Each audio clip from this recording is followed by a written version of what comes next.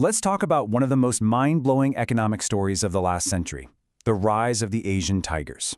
I mean, this is a story about a change so fast and so complete, it really did change the world as we know it. So you gotta ask, right? How did they do it? How on earth did four small places, pretty much starting from scratch after devastating wars, turn into global powerhouses in just a couple of decades? All right, so first things first, who are we even talking about here? The four Asian tigers are Hong Kong, Singapore, South Korea, and Taiwan. Go ahead and lock those names in, because what they accomplished is nothing short of remarkable. Now, to really appreciate their success, we have to go back in time. We need to see where they started. And honestly, they were starting with almost zero. Picture this, it's the 1950s.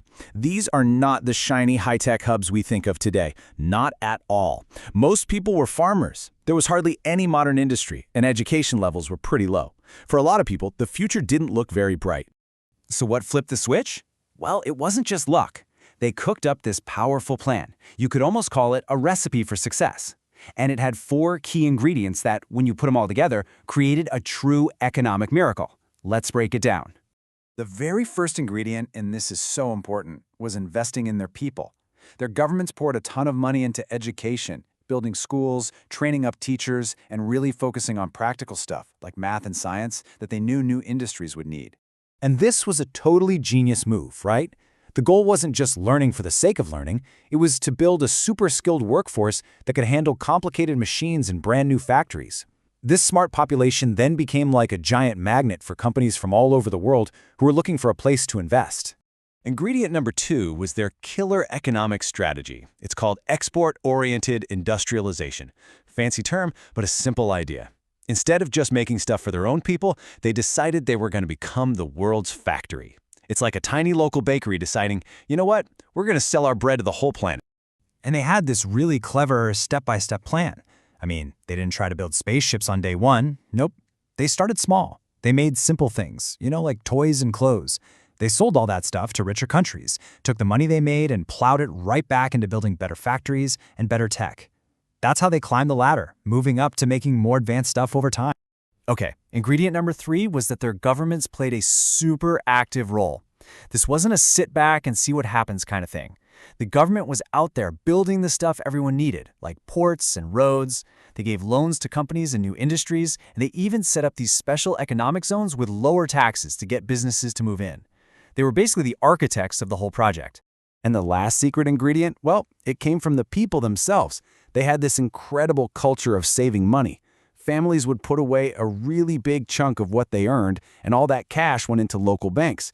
Those banks could then turn around and lend that money to businesses that wanted to build a new factory or expand. And this is so crucial. It meant they could pay for their own growth without having to borrow a ton of money from other countries. So let's recap. You've got smart people, a plan to sell to the whole world, a government that's paving the way, and a whole lot of local investment money. What happens when you mix all that together? You get a total transformation. One of the biggest changes was just massive urbanization. As all these new factories popped up offering jobs, millions and millions of people left their farms and poured into the cities. This is what created the huge, buzzing megacities that we know today in that part of the world. And that led to a change in daily life that was just night and day. Seriously, in one single generation, you had families that went from farming in a small village to working in an office and living in a modern apartment in the city. They got access to way better health care, and things like washing machines became normal. The standard of living just went through the roof. But they didn't stop there. As they got wealthier and the workforce got even more skilled, they made another huge pivot. They started moving away from making simple stuff and jumped right into high technology. You could say they went from making t-shirts to making the microchips, the actual brains that power your phone and your computer. And they each became absolute rock stars in their own field. Taiwan became the undisputed king of semiconductors, those little chips that run everything. South Korea basically mastered smartphones and those incredible TV screens. And Hong Kong and Singapore, they turned into massive global hubs for banking and high-tech communications. But, a story like this is never that simple. Their incredible growth was about to face a massive test, a challenge that would really define their legacy. Then boom, 1997, a huge financial crisis slams into Asia. Foreign investors got scared and pulled their money out super fast. Local currencies crashed and a lot of businesses went under. For a minute there, it looked like the whole miracle might be over. But the tigers proved just how tough they were. They bounced back, learned some really hard lessons, and actually rebuilt their economies to be even stronger than before. And that brings us to today. The Asian tigers aren't developing anymore. They are wealthy, advanced nations that are right at the forefront of global innovation. Their whole story became this powerful blueprint for other countries around the world that wanted to grow just as fast.